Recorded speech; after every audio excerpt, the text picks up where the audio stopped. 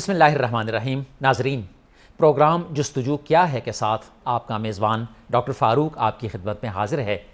آج ہم طالبان کے تصور اسلام کے موضوع کو لیں گے۔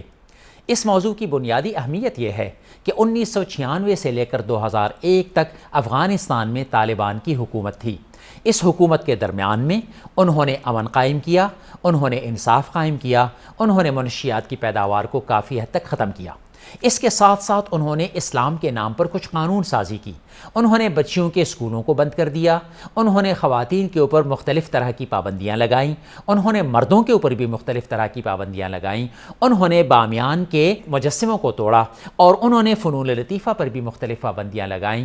آج ہمارا موضوع یہی ہے کہ انہوں نے دین کے حوالے سے جو تمام اقدامات کیے، ان اقدامات کا دین کے حوالے سے کس حد تک جواز موجود ہے۔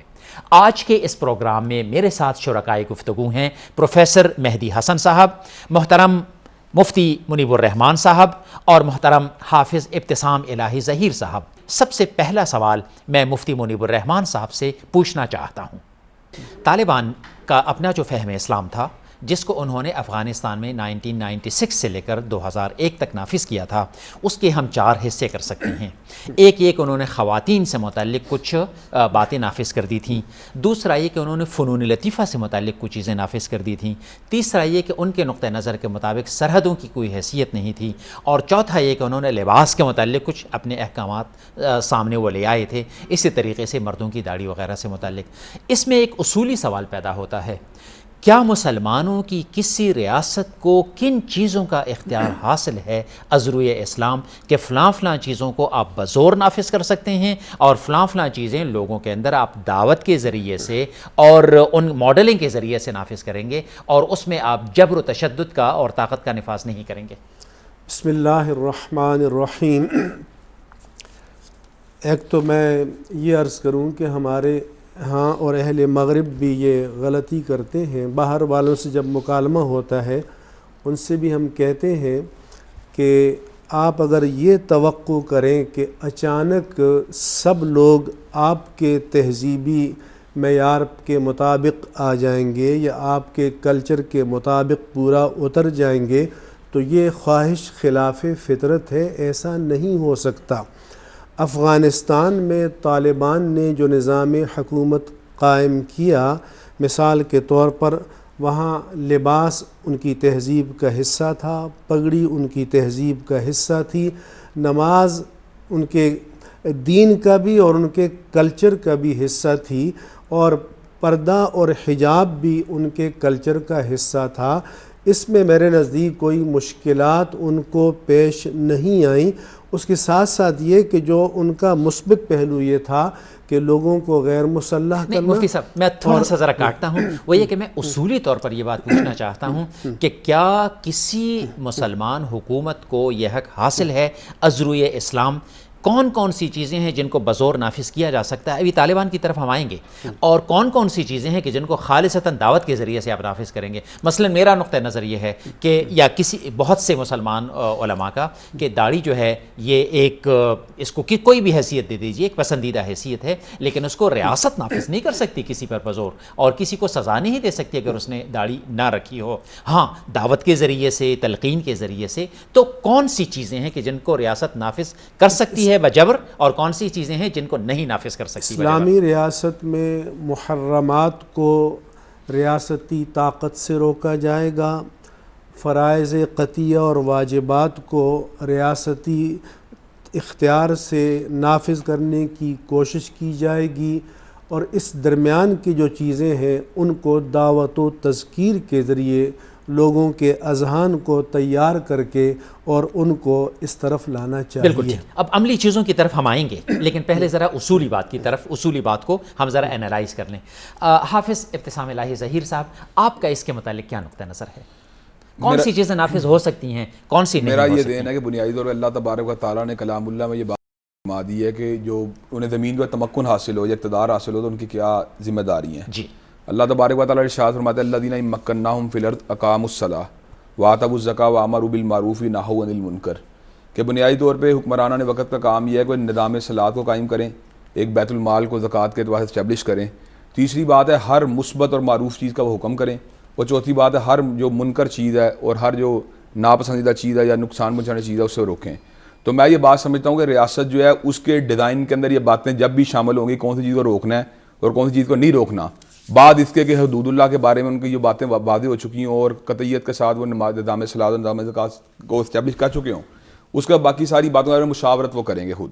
اگر ان کا مشاورت کی حلقہ ان کو یہ بات کہتا ہے کہ یہ چیزیں بھی اس ہیڈنگ کے اندر آپ لے کے آئیں جہاں پر آپ جو ہے اپنا امپلیمنٹیشن کرنا چاہتے ہیں لا کی, تو میں سمجھتا ہوں اس کے اندر کوئی بہت بڑی بات نہیں ہے. اگر انہوں نے داڑھی کے بارے میں اس طرح کی کوئی بات کی ہے یا حجاب کے بارے میں کوئی بات کی ہے, اس کے اگر انہوں نے کوئی چھوٹی موٹی پینلٹیز رکھی ہیں, تو میں اس کا مخالف اس لیے نہیں ہوں کہ اگر انہوں نے اپنی مشاورت کے ساتھ اپنی اسٹیبلشمنٹ سے مشورہ کر کے کی ہیں تو یہ باتیں میں سمجھتا ہوں قابل قبول ہیں. نہیں, آپ نے 2 اگر لگائے ہیں, ایک یہ کہ اگر انہوں نے مشاورت کے ساتھ ایسا مجھے تو اس بات کا پتہ اور اگر انہوں نے چھوٹی موٹی لگائی ہیں, میں تو ان کے مشاورت کے نظام کو نہیں جانتا. تو میں پھر آگے چلتا ہوں. اصل بات میں مشاورت کے نظام کو نہیں جانتا, لیکن مشاورت اس کی طرف آئیں گے. پروفیسر مہدی حسن صاحب, دیکھیے طالبان کے تصور کے 2 پہلو ہیں.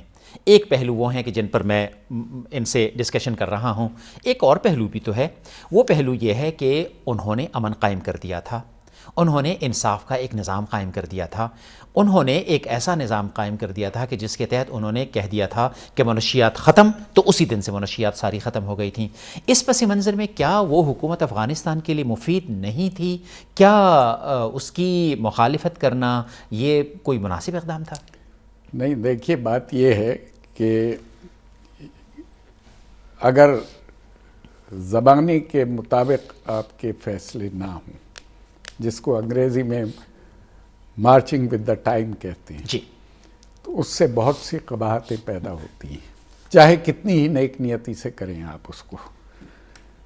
مثلا یہ کہ آپ 2001 میں یا 1996 میں یا 97 میں آپ عورتوں پہ یہ پابندی نہیں لگا سکتے کہ وہ مرد ڈاکٹر سے علاج نہ کروائیں اگر خاتون ڈاکٹر اویلیبل نہیں ہے. تو یہ پابندی لگائی طالبان نے وہاں کہ خواتین ڈاکٹر نہیں ہیں تب بھی مرد ڈاکٹر سے علاج نہیں کروائیں گی. ان کے گھر سے نکل کے کام کرنے پہ پابندی لگائی, جبکہ آج کا دور ایسا دور ہے جس میں بے شمار عورتیں جو ہیں, مسلمان بھی ہیں اس میں, غیر مسلم بھی ہیں اور دوسرے مذہبوں سے تعلق رکھنے والے بھی ہیں, جو باقاعدہ کام کرتی ہیں. خود پاکستان میں بے شمار عورتیں کام کرتی ہیں. تو میں یہ سمجھتا ہوں کہ اگر جو طالبان کا جو کام تھا, جو پالیسیز تھی, وہ اتنی محدود ان کی اپروچ تھی زمانے کی طرف کہ 1996 میں انہیں اقتدار ملا تھا پاکستانی فوج کی مدد سے, جی, اور 5 سال وہ اقتدار میں رہے. اس 5 سال کے عرصے میں روٹی کی قیمت پاکستانی 150 روپے کے برابر ہو گئی تھی. اس 5 سال کے عرصے میں لڑکیوں کے تمام اسکول, کالج, تعلیمی ادارے بند ہو گئے تھے. لیڈی ڈاکٹرز کیونکہ میسر نہیں تھیں, عورتوں کو علاج ملنا بند ہو گیا تھا. سڑک پہ لوگوں کی مٹھی میں لے کے داڑھی ناپی جاتی تھی, اور اگر ان کی پسند کے مطابق سائز نہیں ہوتا تھا تو اس کو سزا دی جاتی تھی. میں یہ سمجھتا ہوں کہ یہ اسلام کو ایک مذاق بنانے کے مترادف. اب میں آگے چلتا ہوں. اب میں ایک ایک کر کے بالکل متعین چیزیں لوں گا تاکہ ان کے متعلق ذرا ہمارے ناظرین جو ہیں بالکل واضح ہو سکیں. خواتین کے متعلق ان کے کچھ احکامات تھے. پہلا حکم یہ تھا کہ کوئی خاتون گھر سے محرم کے بغیر ایک قدم بھی باہر نہیں نکلے گی, ورنہ ان کو مارنے پیٹنے کے واقعات خود میں نے اپنی آنکھوں سے دیکھے ہیں. دوسری بات, انہوں نے تمام خواتین کے اسکول بند کر دیے تھے. تیسری بات, انہوں نے یہ اعلان کر دیا تھا کہ ایک نیلا برقع ہے خاص قسم کا, صرف وہی پہنا جائے گا, کوئی اور نہیں پہنا جائے گا. یہ مجھے بتائیے ان میں سے کون سی چیز آپ کے خیال میں اسلام کے مطابق تھی, کون سی چیز آپ کے خیال میں اسلام کے مطابق نہیں تھی؟ ایک تو میں اپنا مشاہدہ بیان کر دوں کہ ایک دن کے لیے ہم قندھار گئے تھے اور ہم نے کہیں بھی لوگوں کو روک کر داڑیاں ناپتے ہوئے کسی کو نہیں دیکھا. اچھا, گئے بھی تھے اور آئے بھی تھے اور قندھار کے شہر میں گئے بھی تھے. دوسری بات یہ ہے کہ عورتوں کے مردوں سے علاج پر پابندی اس وقت لگائی جانی چاہیے جب خواتین ڈاکٹر اسپیشلسٹ اس شعبے کی ان کو دستیاب ہوں، کیونکہ علاج حالت اضطرار میں ہوتا ہے اور حالت اضطرار میں شریعت رخصت دیتی ہے۔ ٹھیک مسافت سفر شرعی کے لیے تو محرم کا ہونا ازرو حدیث ضروری ہے، لیکن مرہ کام کے لیے اگر کوئی مثلا خاتون ہی ہے اپنے گھر کی سرپرست، تو ظاہر ہے کہ وہ حجاب میں سودا لینے بھی جا سکتی ہے، گھر سے باہر بھی جا سکتی ہے۔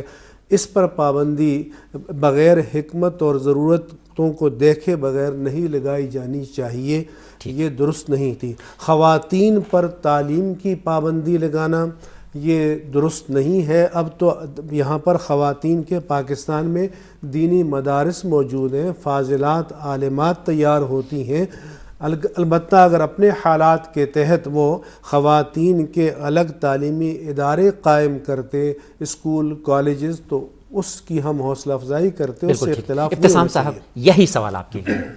بنیادی طور پہ بات جو مفتی صاحب نے اصولی طور پہ کہی ہے، اس کے اندر یہ بات تو طے شدہ بات ہے کہ عورتوں کے لیے ایک برقع کا تعین کرنا رنگت کے بغیر، اس میں تو کوئی قباحت والی بات نہیں تھی، لیکن انہوں نے ایک مخصوص رنگ کر دیا۔ چلیں اس کو بہتر بنایا جا سکتا تھا کہ اس کے اندر وہ کوئی دوسرے رنگوں کو بھی اڈاپٹ کرنے کی اجازت دیتے۔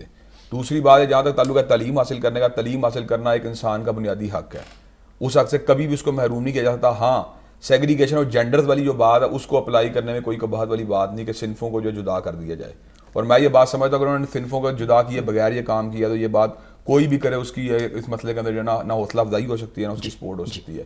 تیسری بات وہی ہے کہ اگر لمبی مسافت ہو، ایک دن کی تقریباً مسافت، نہیں وہ باہر جانے ہی نہیں دیتے تھے۔ بنیادی طور پر بات یہ ہے کہ باہر نہ جانے والی بات بھی بالکل صحیح نہیں ہے، کچھ نہ کچھ جو سفر کرتی تھی اور اس کے ایویڈنسز موجود ہیں۔ اتنا نہیں یہ بات کہ بالکل ریسٹرکشن تھی ان کی، یہاں پہ محلے میں نہیں تھی آ سکتی، اپنی ہوائی ضروریات کو پورا کرنے کے لیے وہ سفر کرتی ہے، تو اس میں قباحت والی کوئی بات نہیں، اور اگر انہوں نے روکا ہے تو یہ غلط کیا ہے، غلط ٹھیک کیا نہیں ان کا، یہ بات درست نہیں ہے۔ پروفیسر مہدی حسن صاحب، ایک موقف یہ ہے کہ سورہ توبہ میں جہاد کا حکم ہے، کفار کو قتل کرنے، مشرکین کو قتل کرنے کا حکم ہے، اسلام کو دنیا پر غالب کرنے کا حکم ہے۔ اگر طالبان نے منافق ترک کر دی اور ان سب چیزوں پر انہوں نے عمل درآمد شروع کر دی، تو اس پس منظر میں ان کی کارروائیوں کو کیسے غلط قرار دیا جا سکتا ہے؟ دیکھیے اس میں دو پہلو ہیں اس کے۔ پہلی بات تو یہ ہے کہ اگر آپ خلوص نیت کے ساتھ اور اس کو سورہ توبہ کے جو آپ نے حوالہ دیا ہے اس پہ عمل درآمد اپنی سوچ کے مطابق کرتے ہوئے اگر آپ یہ کام کرنا چاہتے ہیں دنیا پہ غلبہ حاصل کرنے کا، تو میں پھر وہی کہوں گا کہ پہلے آپ کو یہ سوچنا چاہیے کہ 1996 میں یا 1997 میں یا 2000 میں آپ دوسروں سے ہتھیار مانگ کے بیکورڈ، سب سے دنیا کا غریب اور بیکورڈ ملک ہوتے ہوئے، کیا آپ یہ سمجھتے ہیں کہ آپ یہ سارے کام کر سکتے ہیں؟ آپ کا مطلب ہے کہ پہلے سپر پاور بنیے، طاقت حاصل کیجیے، اور سپر پاور جو ہے وہ مانگے کے ہتھیاروں سے نہیں بنا کرتا، جہاد مانگے کے ہتھیار سے نہیں ہوتا۔ دوسری بات یہ ہے کہ میں یہ سمجھتا ہوں کہ قرآن کریم جو ہے وہ ایک کمیونیکیشن ہے اللہ تعالیٰ اور بندوں کے درمیان تھرو ہز میسنجر، آلمائٹی کے میسنجر کے ذریعے سے کچھ پیغامات دیے ہیں اللہ تعالیٰ نے، اور وہ ایک مخصوص زبان میں ہیں، عربی میں ہیں۔ عربی زبان یا کوئی بھی زبان، اس کا سمجھنے کے لیے، کسی بھی زبان میں کوئی میسیج ہو اس کو سمجھنے کے لیے اس کا کانٹیکسٹ اور اس کا ریفرنس ضروری ہوتا ہے کہ کس کانٹیکسٹ میں کوئی بات کہی گئی ہے، کیا ریفرنس ہے۔ اس کو آپ ایک جنرلائز کر کے ہر چیز پہ نافذ نہیں کر سکتے، زمانہ اور حالات کو دیکھنا پڑتا ہے، آپ کو اس کا ریفرنس دیکھنا ہوتا ہے۔ مثال کے طور پہ جو غلامی کو اسلام نے ایز سچ، جس طرح یونائٹڈ نیشنز کے چارٹر میں بین کیا گیا ہے، اس طرح منع نہیں کیا۔ غلام سے سلوک کے بہت سی منازل بتائیں کہ کیسا سلوک ہونا چاہیے، مگر اس پہ پابندی نہیں لگائی۔ لیکن آپ آج غلام نہیں رکھ سکتے، یا آپ اعلانیہ غلام نہیں رکھیں گے چاہے اس سے کتنا ہی اچھا سلوک کریں. جی تو زمانے کے ساتھ ساتھ چلنے کی بات ہوتی ہے. میں یہ سمجھتا ہوں کہ سورہ توبہ میں جو کچھ کہا گیا ہے وہ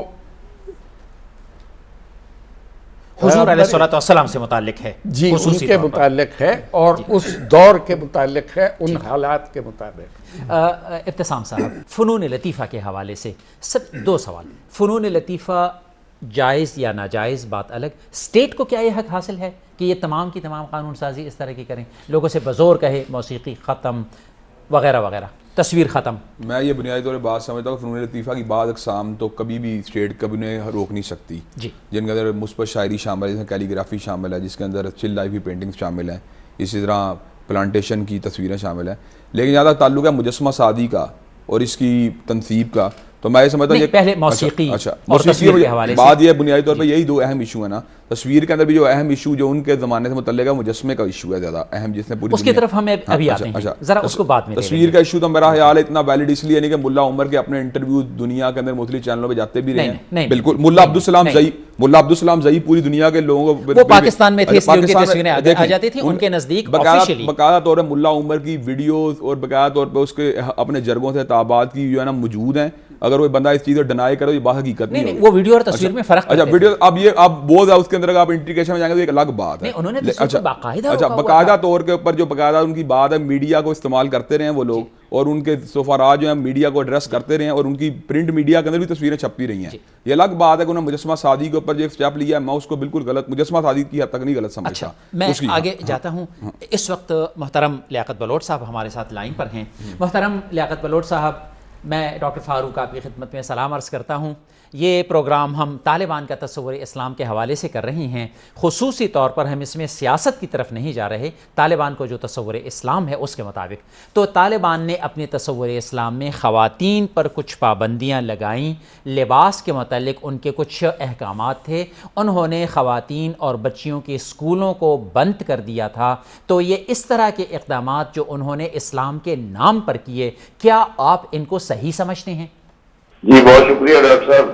مسئلہ یہ ہے نا جی کہ بھی دین کے حوالے سے تو ہر کوئی ایک اپنی اپنی تشریح کر سکتا ہے, لیکن یہ بہت واضح سی بات ہے کہ دین میں کوئی جبر نہیں ہے, اور طاقت کے ساتھ کسی چیز کو نافذ کر دینا, غالب کر دینا, یہ دین کے تصور سے مطابقت نہیں رکھتا.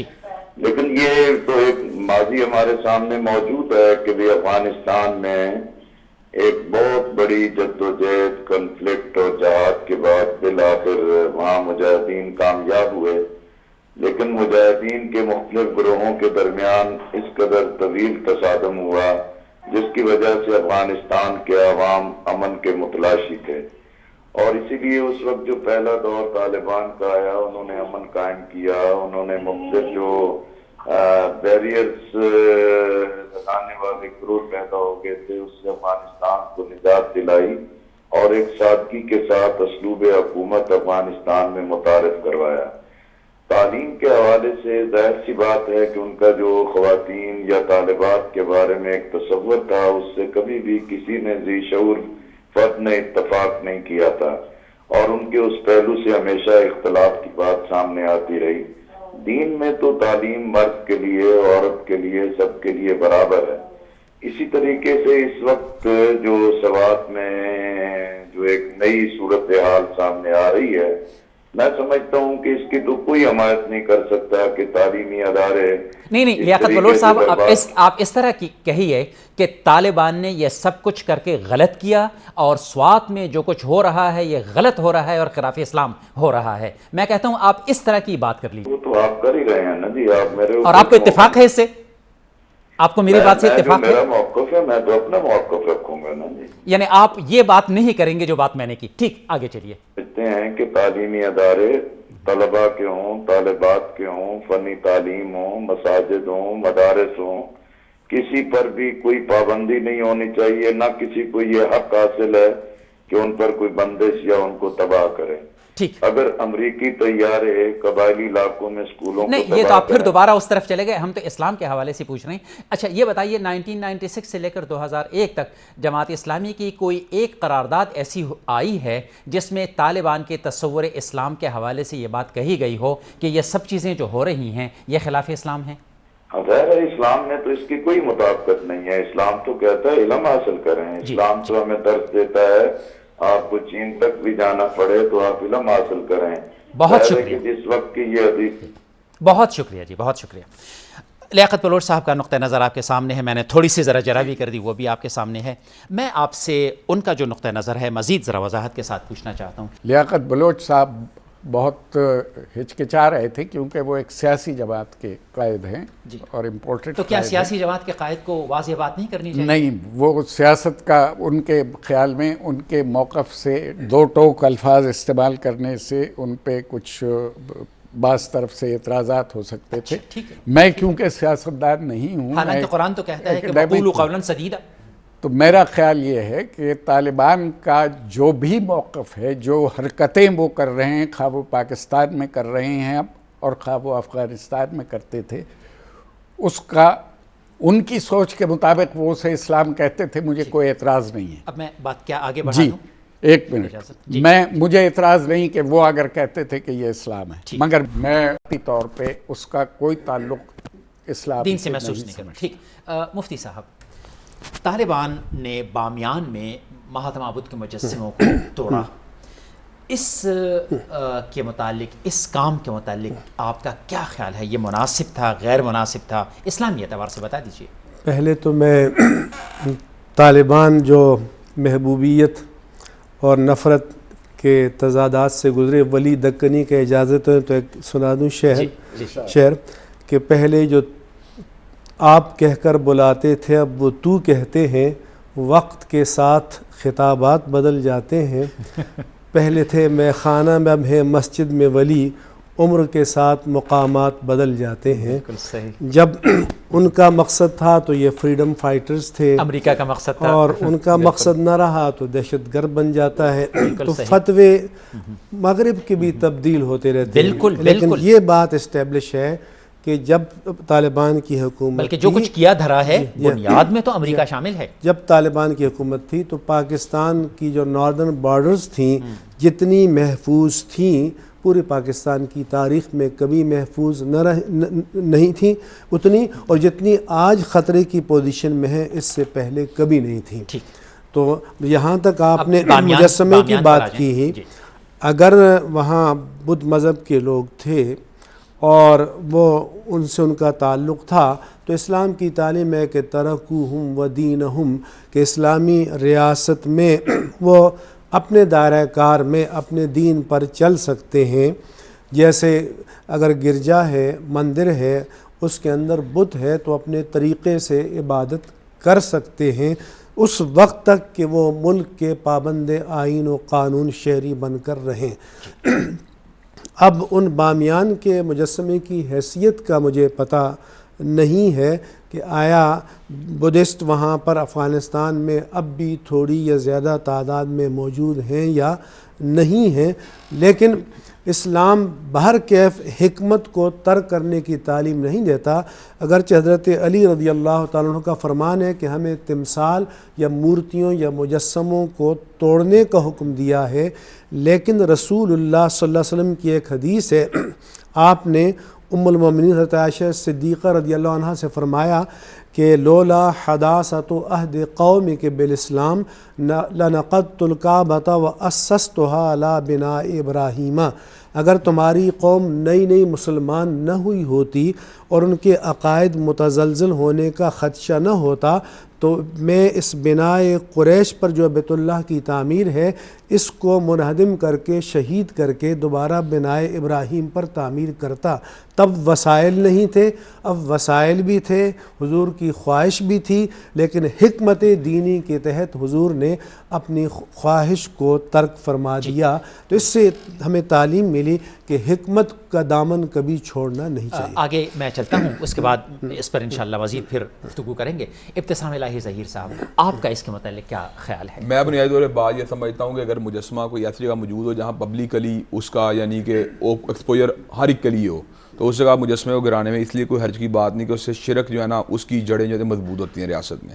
اس کی بہت بڑی مثال واضح حضرت رسول اللہ صلی اللہ علیہ وسلم کے اسوے سے واضح ہے کہ آپ نے لات و منات و عزا و حبل کے جو باقاعدہ طور پہ بت جو ہیں توڑوائے ہیں، اور برے صغیر کی ہسٹری میں ہم نے باقاعدہ طور پہ اپنے نصاب کے اندر اس بات کو کئی مرتبہ گلوریفائڈ انداز میں پیش کیا ہے کہ محمود غزنوی کے کارناموں میں یہ بات شامل ہے کہ اس نے سومنات کے مندر میں گھس کے بت توڑا۔ کم از کم محمود غزنوی کی تو مثال تو قرآن اور حدیث، میں نے قرآن و حدیث کی مثال وہ پہلے دے دی ہے۔ میں تو کہہ رہا ہوں گلوریفائڈ انداز میں بغیر ٹیکسٹ بکوں کے اوپر جو نظر ثانی کرنے والے لوگ ہیں انہوں نے اس چیز کو کبھی آج تک نکالنے کی کوشش گویا کہ انہوں نے انڈائریکٹ طریقے سے انڈوس ہی کیا، اجماع ہے اس پر، کیا طور پہ انہوں نے اس کو انڈوس ہی۔ اچھا دوسری بات آپ کو یہ بتاؤں، دوسری بات یہ ہے اگر کسی عبادت گاہ کے اندر کوئی چھوٹا موٹا بت موجود ہو اور اس کو پوج رہے ہوں، جس طرح عیسیٰ علیہ السلام کا بت ہے اور عبادت گاہ کے اندر موجود ہے، یا مہاتما گوتم بدھ کا کوئی مجسمہ ہے جو بدھوں کی عبادت گاہ میں موجود ہے، تو اس کے بارے میں قرآن جی کا احکام بالکل واضح ہے کہ آپ ان کے ٹرس پاس کرتے ہوئے ان کے اندر داخل نہیں ہو سکتے۔ لیکن جو ہی اس کو پبلک مقام کے اوپر تنصیب کرنے کی کوشش کریں گے، اس کو گلوریفائڈ انداز میں پیش کرنے کی کوشش کریں، اور ریاست یہ بات مناسب سمجھے کہ اس سے بد اعتقادی پھیل رہی ہے اور شرک جو ہے پھیل رہا ہے،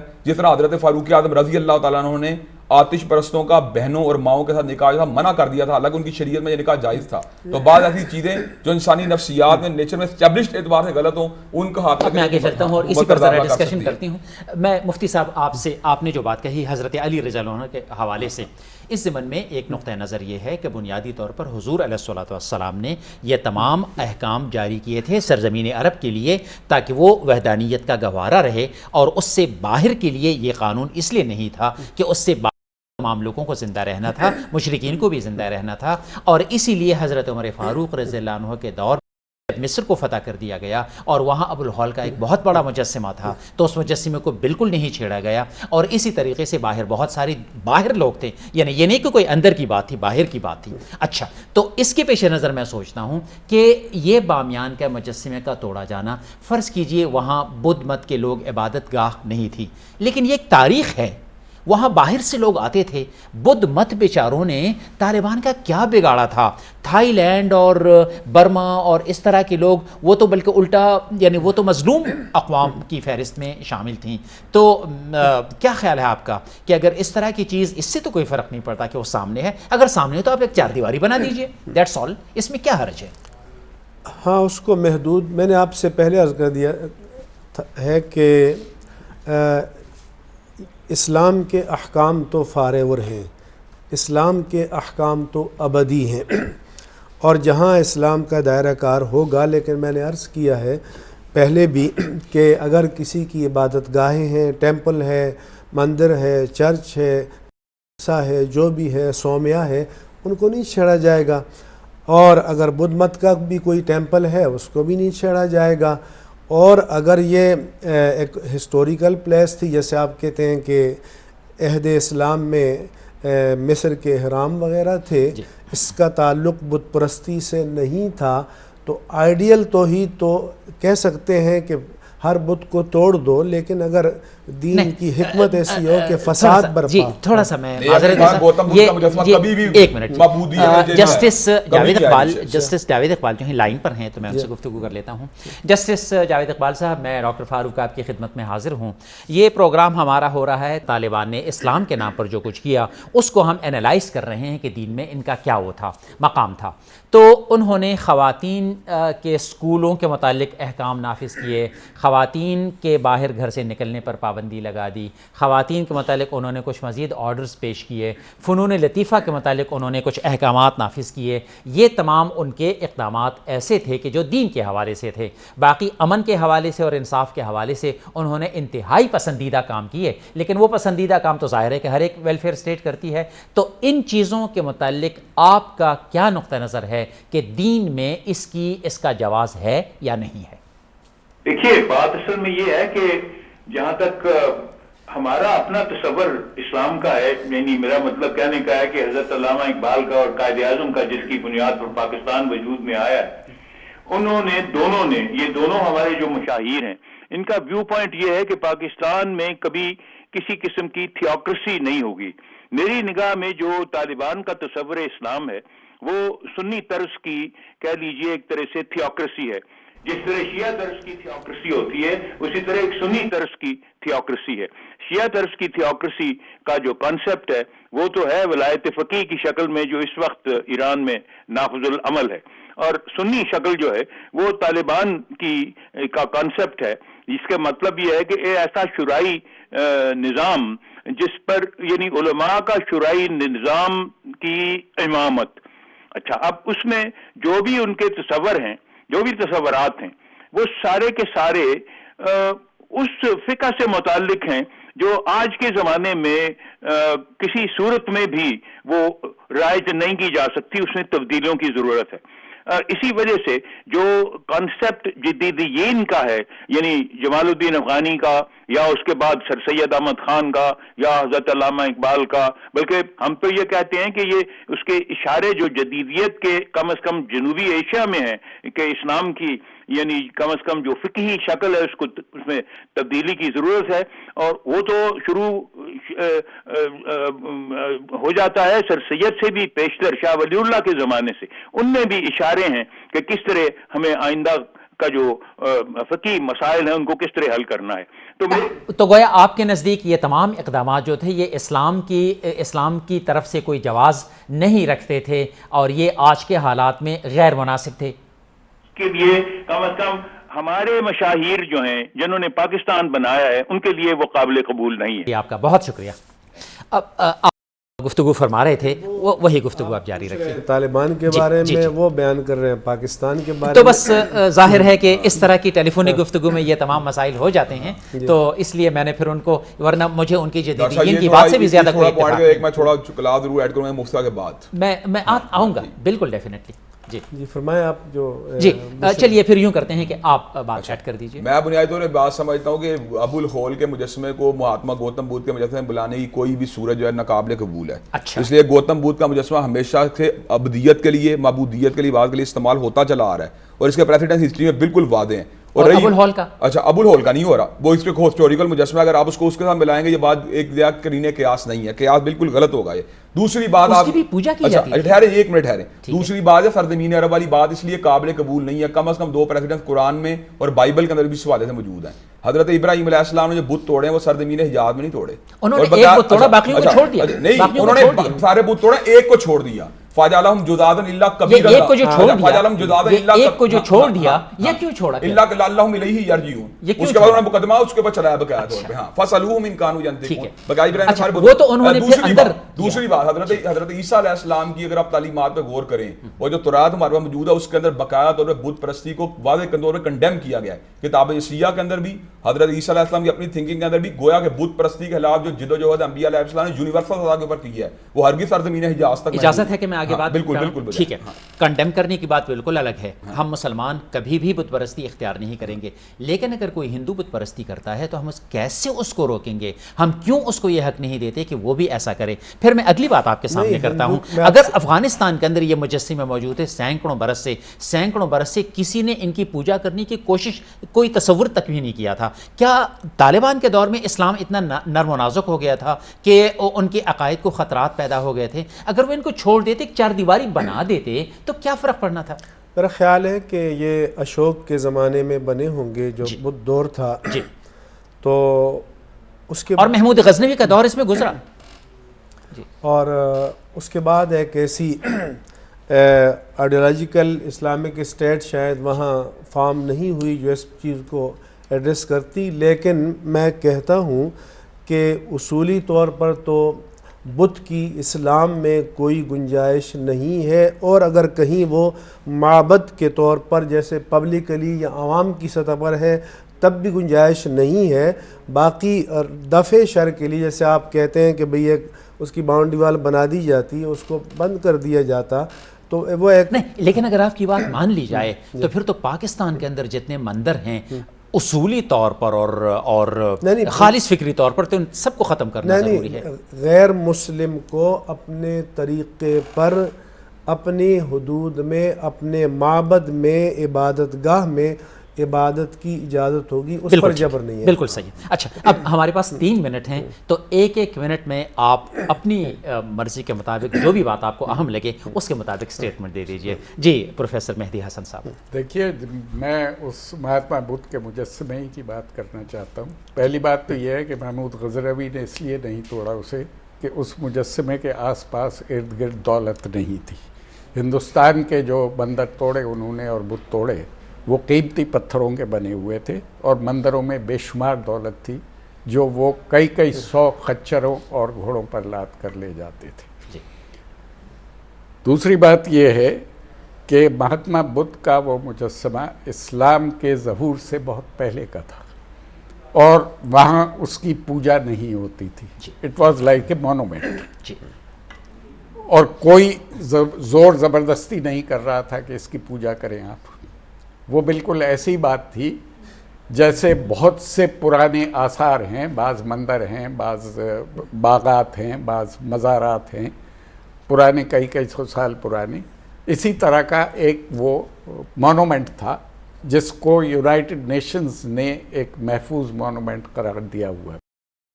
اس کو ڈسٹرائے کرنے کا مطلب یہ ہے کہ آپ کا جو تصور ہے دین کے بارے میں اپنے، وہ بہت محدود ہے، جی، اور آپ اس کو صحیح طور پہ لاجیکلی اور سائنٹیفکلی سوچنے کی اہلیت نہیں رکھتے کہ آپ کا دین آپ سے کیا مطالبہ کرتا ہے۔ مفتی صاحب، آخری اسٹیٹمنٹ 1 منٹ میں۔ میں تو کہتا ہوں کہ کاش جو طالبان کی حکومت وہاں پر قائم ہوئی تھی اور بعض بنیادی اہداف، امن کا قیام، لوگوں کو غیر مسلح کرنا اور عدل و انصاف کا سستا اور آسان ہونا، یہ اور منشیات پر کنٹرول، یہ مثبت پہلو تھے، یہ حکمت کے ساتھ اور ایک پروگرام کے ساتھ اسلام کو وہاں پر نافذ کرتے تو موجودہ عہد میں ہم ایک ماڈل اسٹیٹ بننے کے قابل ہو جاتے۔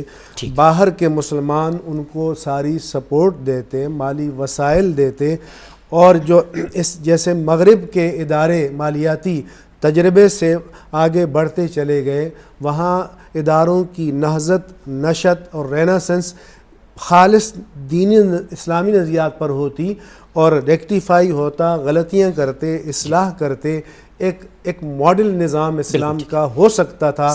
کاش کہ حکمت ہوتی، بصیرت ہوتی، دانش ہوتی اور مسلمانوں کے مقدر میں کچھ اچھے دن ہوتے۔ ابتسام الہی ظہیر صاحب۔ بنیادی طور پر بات یہ ہے کہ پرفیکشن حضرت رسول اللہ صلی اللہ علیہ وسلم کی دنیا سے رحلت کے بعد کسی شخص میں ڈھونڈنا یا کسی نظام میں ڈھونڈنا، یہ تو بات ہے، لیکن کسی بھی نظام کو دیکھنا اس تناظر میں چاہیے کہ اس کے اندر مثبت پہلو کتنے ہیں اور منفی پہلو کتنے ہیں۔ اگر اس کے مثبت پہلو ڈومینیٹ کریں منفی پہلوؤں کے مقابلے میں، تو اس صورت میں اس نظام کی تعریف کرنا یا اس کو سراہنا یا اس میں کوئی حرج والی بات نہیں۔ اور میں یہاں پہ تھوڑی سی یہ بات کروں گا کہ کم از کم ویسٹرن میڈیا کے وہ لوگ جو انتہائی بالغ نظر ہیں، جن کی آبزرویشن اور مشاہدہ انتہائی قوی ہے، ان میں سے ایک انتہائی سینئر عورت جو ہے ایوان ریڈلی، کم از کم طالبان کو اپنی آنکھوں سے انتہائی ان کا مشاہدہ کرنے کے بعد اگر اسلام کو قبول کر لیتی ہے تو اس کا مطلب یہ ہے ان کے اندر جتنے بھی آپ منفی نکات ڈھونڈیں لیکن آپ ان کے مثبت پوائنٹ سے انکار نہیں کر سکتے۔ بالکل صحیح، بہت شکریہ۔ ناظرین، آپ نے یہ گفتگو سنی۔ اس گفتگو میں کچھ نکات پر اتفاق ہوا اور کچھ نکات پر اختلاف تھا۔ اتفاق اس بات پر تھا کہ خواتین کے متعلق ان کے اکثر اقدامات وہ صحیح نہیں تھے دین کے مطابق۔ اسی طریقے سے اس بات پر بھی اتفاق تھا کہ انہوں نے حکمت کا، بصیرت کا اور صبر کا مظاہرہ نہیں کیا۔ جس چیز پر اختلاف تھا وہ بامیان کے مجسمے کو توڑنے سے متعلق تھا، اور وہ اس بات سے متعلق تھا کہ کیا ریاست کو یہ اختیار حاصل ہے کہ وہ عوام پر ان تمام چیزوں کو بجبر نافذ کرے۔ چنانچہ اس کے متعلق مختلف نقطہ نظر کا آپ نے مطالعہ کر لیا۔ ہمیں یقین ہے کہ اس سے آپ کو اپنا نقطہ نظر بنانے میں بھی بہت آسانی پیدا ہوگی۔ انشاءاللہ آئندہ بھی جستجو کیا ہے میں آپ کے سامنے حاضر ہوں۔ اس وقت تک کے لیے فی امان اللہ۔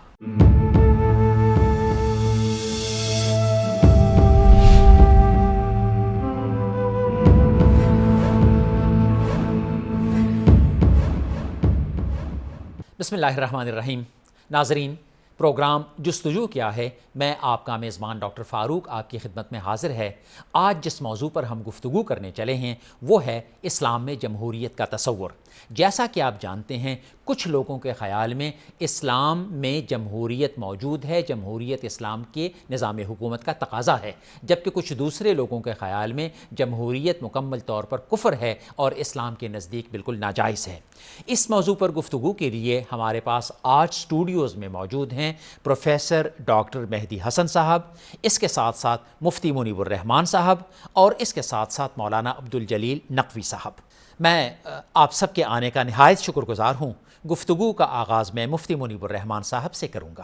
محترم مفتی منیب الرحمان صاحب، سب سے پہلا سوال میں آپ سے پوچھوں گا، قرآن مجید کا حکم ہے وَأَمْرُهُمْ شُورَىٰ بَيْنَهُمْ، ان مسلمانوں کے باہمی معاملات ان کے باہمی مشورے سے چلتے ہیں، گویا اس کا مطلب یہ ہے کہ مسلمانوں کے کسی بھی سیاسی نظام کے اندر جمہوریت ایک بنیادی قدر کی حیثیت رکھتی ہے۔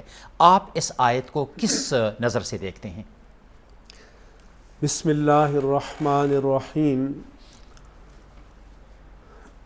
سب سے پہلے تو میں یہ کہنا چاہوں گا کہ جو موجودہ مغربی جمہوریت ہے جس سے ہم بھی اپنا تعلق جوڑتے ہیں، یہ اپنی ساخت، اپنے مزاج، اپنے اوریجن کے اعتبار سے سیکولر ہے۔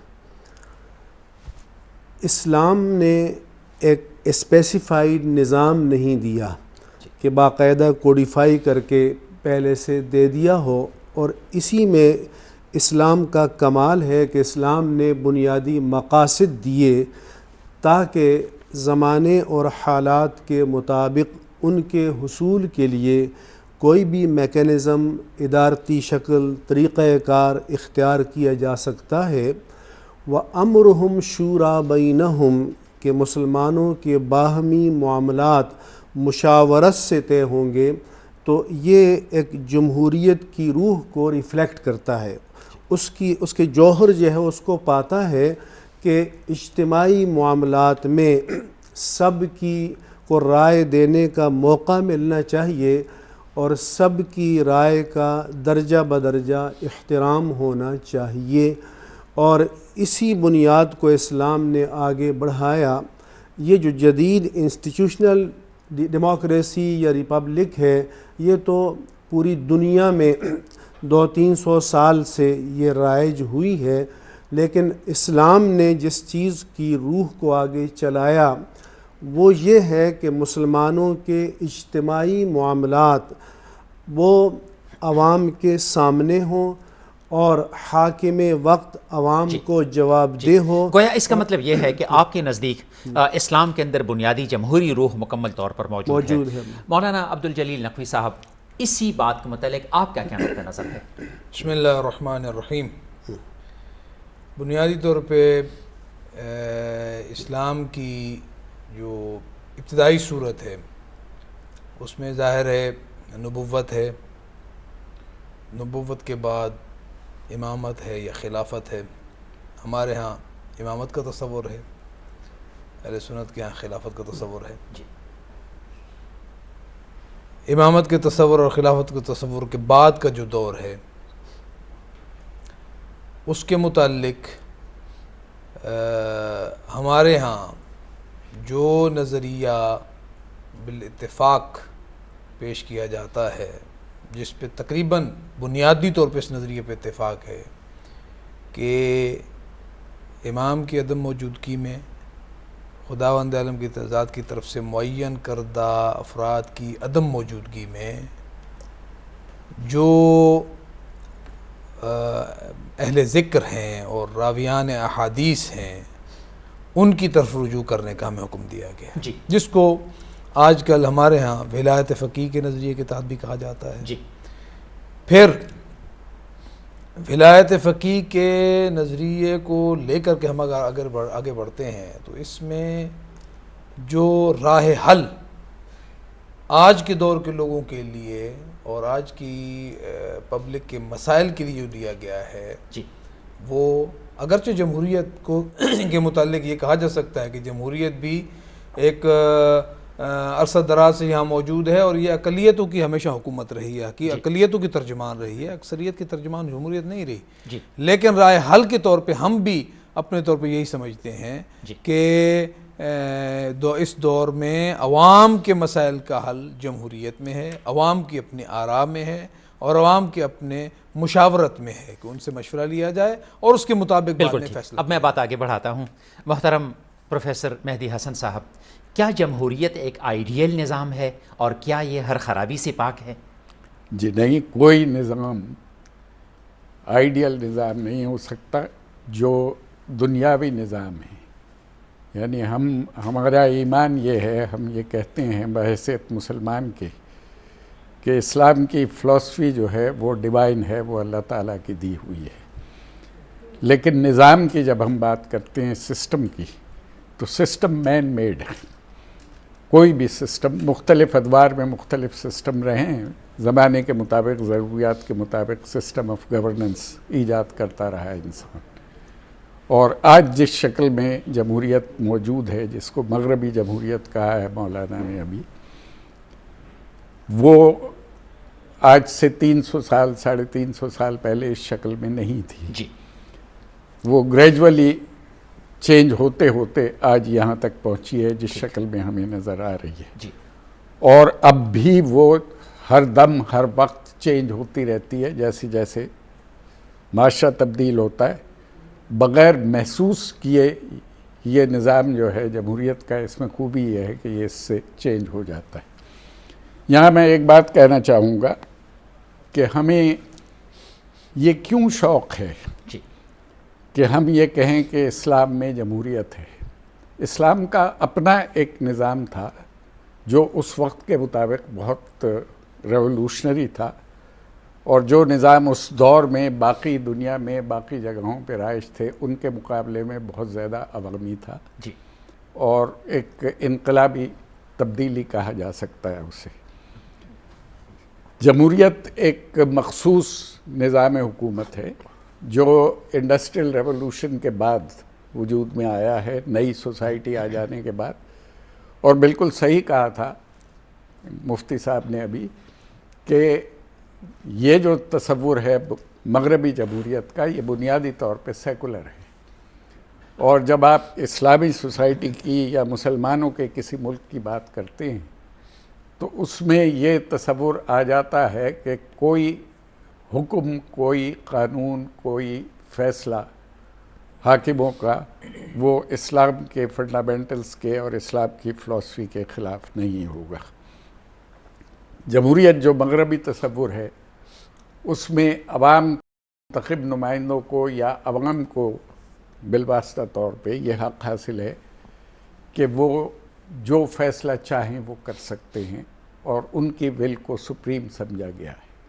ہمارے آئین کے مطابق دو چیزیں ایسی ہیں جس میں ہم اپنے آپ کو، کیونکہ اسلامی ریپبلک کہتے ہیں، اسلامی مملکت کہتے ہیں، مگر ہم نے بنیادی طور پہ جو جمہوریت کی اساس ہے آج کی جمہوریت کی، جس کو مغربی جمہوریت کہتے ہیں، جس کو فالو کرنے کے ہم دعوے دار ہیں، اس کی دو چیزوں کو ہم نے وائلیٹ کیا ہوا ہے. جی، ایک تو یہ کہ جمہوریت کا یہ دعویٰ ہے، یہ اصول ہے کہ تمام شہری برابر ہیں جی، جمہوریت میں، اور ان کے حقوق برابر ہیں. مگر ہمارے آئین میں یہ کہا گیا ہے کہ پاکستان کے صدر کا مسلمان ہونا ضروری ہے، اور مسلمان بھی وہ جو آئین ڈسکرائب کرے. جی، یعنی مجھے یہ حق حاصل نہیں ہے یا آپ کو یہ حق حاصل نہیں ہے کہ آپ یہ کہیں کہ آپ مسلمان ہیں، انلیس کہ آپ اس تعریف پہ پورے اتریں جو آئین نے کی ہے اس میں. تو ایک تو یہ پابندی لگانی کہ ایک خاص مذہب ہونا ضروری ہے حکمران ہونے کے لیے، یہ موجودہ دور کی جمہوریت کی روح کے خلاف ہے یہ بات. اور دوسری بات یہ ہے کہ جب آپ ریاست کا کوئی مذہب قائم کر دیتے ہیں تو وہ بات جو آج کی جمہوریت ہے جی بالکل اس ٹھیک کے خلاف میں سمجھ گیا ہوں. یہ دو نکات میں ان نکات کی طرف آؤں جی گا اور انتہائی ادب کے جی ساتھ جی مجھے آپ کے نقطہ نظر جی سے ٹھیک. شاید پورا اتفاق ہاں نہیں ہوگا. ٹھیک ہے. مفتی منیب الرحمان صاحب میں آپ کی طرف آتا ہوں. خلافت راشدہ کا جو نظام تھا کیا آپ اس کو اپنی بنیاد کے اعتبار سے جمہوری سمجھتے ہیں؟ حضرت ابوبکر صدیق، حضرت عمر فاروق، حضرت عثمان غنی، حضرت علی کرم اللہ وجہہ، ان سب کا انتخاب جس طریقے سے ہوا تھا، آپ کا اس کے بارے میں کیا نقطہ نظر جی ہے؟ میں اس خلافت راشدہ کے نظام کو اپنی روح کے اعتبار سے جمہوری سمجھتا ہوں، کیونکہ اس وقت بیعت جو ہے اس کی حیثیت ووٹ آف کانفیڈنس کی تھی، اور شورائیت کے معنی کلیکٹیو وزڈم کے ہیں، اور اس کا بھی اہتمام موجود تھا، اور جمہوریت کی خصوصیت اکاؤنٹیبلٹی ہے، جواب دہی ہے، وہ بھی وہاں پر موجود تھی۔ ڈاکٹر صاحب کا جہاں تک ارشاد ہے، بنیادی مسئلہ یہ ہے کہ ہمیں اسلام کے بارے میں اپنے کنسیپٹ کو واضح کرنا ہوگا کہ کیا ہم اسلام کو مغرب کی طرح ریچولز تک محدود ایک مذہب سمجھنا چاہتے ہیں، یا ہم اسلام کی ایک ٹوٹیلٹی اور کلیت کے قائل ہیں، جس کے بارے میں ہم کہتے ہیں کہ اسلام ہر شعبہ زندگی کے لیے تعلیم فراہم کرتا ہے۔ مغرب کی جمہوریت کی خصوصیت یہ ہے کہ وہ کہتے ہیں کہ ہمیں اپنے خیر و شر کا فیصلہ کرنے کا کلی اختیار ہے آخری حد تک، اور اسلام کے تابع رہ کر جب ہم چلیں گے تو پھر جن حلال و حرام کی قطعی حدود کو اللہ تبارک و تعالیٰ نے طے فرما دیا اور اپنی کتاب کے ذریعے اور انبیاء کے ذریعے مقرر فرما دیا، تو اس کو ہم نہیں چھیڑیں گے اور اس کے تابع رہ کر چلیں گے۔ آپ کے نزدیک گویا یہ اس کے لیے ایک بنیادی شرط ہے۔ محترم نقوی صاحب، آپ نے ایک بات کی، میں اس کو ذرا مزید آگے بڑھانا چاہتا ہوں۔ آپ نے کہا نبوت، پھر اس کے بعد خلافت یا امامت۔ ظاہر ہے خلافت کا زمانہ بھی گزر گیا، امامت کا زمانہ بھی گزر گیا۔ اس کے بعد آپ نے کہا اہل الذکر۔ مجھے اس میں تھوڑا سا تامل ہے، جب آپ اہل الذکر کی بات کرتے ہیں تو یہ بات تو پھر تھیوکریسی کی طرف چلی جاتی ہے۔ میرا مطلب یہ ہے کہ ہمارے ہاں تمام تر مسلمان ہیں، کہیں انٹرپریٹیشن کا اختلاف ہوگا تو مسلمانوں کی اکثریت جو کہے گی اس کو عملاً مان لیا جائے گا، اور پھر اس کے بعد ظاہر ہے کہ سب کو اتفاق ہوگا۔ تو اس کے بجائے ہم اللہ کی حاکمیت کے تحت حاکمیتی جمہور کی بات کیوں نہ کریں؟ ہم کیوں اس میں تھیوکریسی کو درمیان میں لائیں؟ جی ہاں، جیسے کہ ابھی مفتی صاحب نے اس کی طرف اشارہ کیا ہے کہ یہ میں نے بھی ایک بات کی ہے آپ کے سامنے کہ جمہوریت ہمارے پاس اس موجودہ دور میں ایک رائے حل ہے، اس مشکل سے نکلنے کا ایک ذریعہ ہے۔ میں اس کو یوں کہوں کہ رائے حق نہیں ہے بلکہ رائے حل ہے۔ ہمارے پاس ایک مسائل کا حل کرنے کا ہمارے پاس ایک اس دور میں ایک بہترین طریقہ یہ ہے کہ عوام کی آراء، لیکن اس کا مقصد یہ نہیں ہے کہ عوام کی آراء قانون وضع کرنے میں خود مختار ہیں، عوام کی آراء اصول وضع کرنے میں خود مختار ہیں، عوام کی آراء یا عوام کی رائے رکھنے والا شخص جو ہے وہ انتہائی درجے کا با اختیار ہے کہ تمام کے تمام اصول وہ توڑ بھی سکتا ہے اور بنا بھی سکتا ہے۔ ایسی بات نہیں ہے۔ میں اس کی طرف آتا ہوں اس لیے کہ اس پر آپ تینوں کا نقطہ نظر سامنے آ گیا ہے۔ اب میں دوبارہ مہدی حسن صاحب آپ کی طرف آتا ہوں۔ جب آپ کہتے ہیں کہ پاکستان کے آئین میں یہ شرط لگائی گئی ہے کہ پاکستان کا صدر جو ہے وہ مسلمان ہوگا تو یہ جمہوری اصولوں کے خلاف ہے۔ سب سے پہلی بات تو یہ ہے کہ میں ذاتی طور پر یہ سمجھتا ہوں کہ اگر آئین میں یہ نہ بھی لکھا ہوتا تو اس سے کیا فرق پڑنا تھا۔ اس کی وجہ یہ ہے کہ ہر جگہ کا ایک اجتماعی شعور ہوتا ہے جس کے تحت یہ سب کچھ ہوتا ہے۔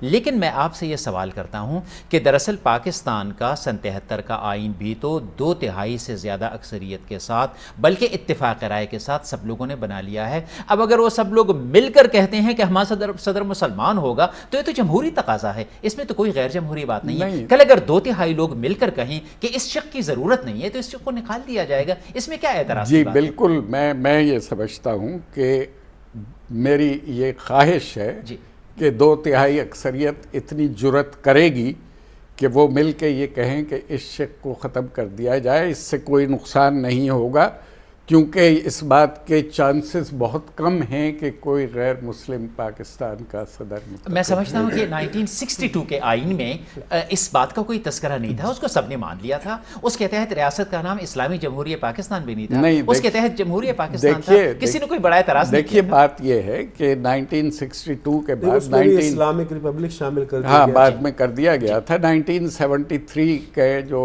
آئین تھا اور 1973 کے ہی آئین میں ایک امینڈمنٹ کے ذریعے سے ریاست کے مذہب کو آئین کے تابع کیا گیا اسلام کو کہ آپ مسلمان کب ہو سکتے ہیں، کیسے مسلمان کہلائیں گے، یہ آئین میں بتا دیا گیا، جو جمہوریت کے روح کے منافی ہے، موجودہ جو ویسٹرن جمہوریت جس کو ہم فالو کرتے ہیں۔ اجازت ہے کہ میں آگے ایک سیکنڈ، میں جو مفتی صاحب نے ابھی فرمایا تھا خلفائے راشدین کے بارے میں نے شروع میں بھی کہا تھا کہ ہم اس بات پہ کیوں بضد ہیں کہ ہم اسلام کے اس نظام کو جو 30 سال تک رائج رہا، بادشاہت رائج ہونے سے پہلے وہاں، کہ اس کو ہم جمہوریت کہیں۔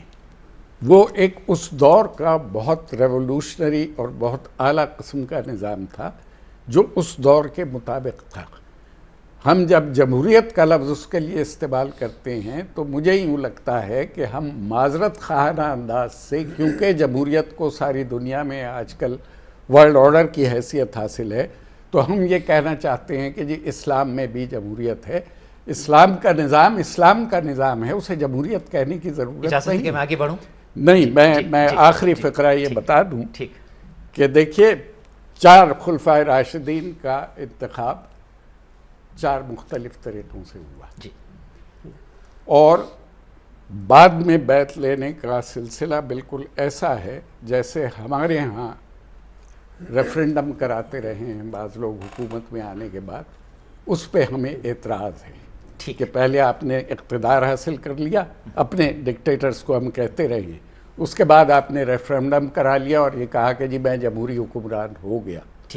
تو یہ سلسلہ وہی لگتا ہے کہ بعد میں بیعت لے لیں۔ جواب دیجئے۔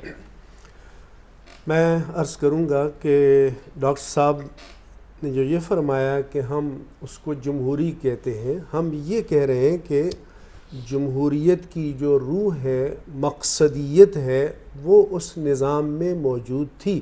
نام تو اس کا نظام خلافت ہے، نام تو اس کا نظام اسلامی ہے، اور یہ بھی میں نے عرض کیا کہ یہ انسٹیٹیوشنلائزیشن جو نظام ہے، ادارتی شکل، یہ بتدریج اختیار کیا گیا، حتیٰ کہ بیت المال، افواج، مردم شماری، بندوبست چیزیں، تو یہ بتدریج آگے بڑھتی۔ اگر وہ نظام تسلسل کے ساتھ چلتا رہتا تو اداروں کی شکل اختیار کرتا، لیکن ہم یہ نہیں کہتے کہ وہ جو ہیئت تھی اس نے مقصد جمہوریت کو کچلا ہوا تھا، یا جمہور کو کے مقاصد اور مفادات کو نظر انداز کیا ہوا تھا، ایسا نہیں تھا، بلکہ ایک بہترین صورت میں ان مقاصد کا تحفظ ہو رہا یعنی تھا۔ آپ کا مطلب یہ ہے کہ اس وقت جمہوریت کی جو سب سے ترقی یافتہ شکل ہو سکتی تھی وہ یہی ہو سکتی تھی، اور اس کے مطابق اگر مختلف طریقے اختیار کیے گئے تو ان تمام مختلف طریقوں کی شورائیت کے اندر ایک اجازت موجود ہے۔ اور جمہوریت کے معنی بھی کلیکٹیو وزڈم ہے، اور شورائیت کے معنی بھی کلیکٹیو وزڈم ہے۔ جی نقوی صاحب، میں آپ کی طرف اب آتا ہوں۔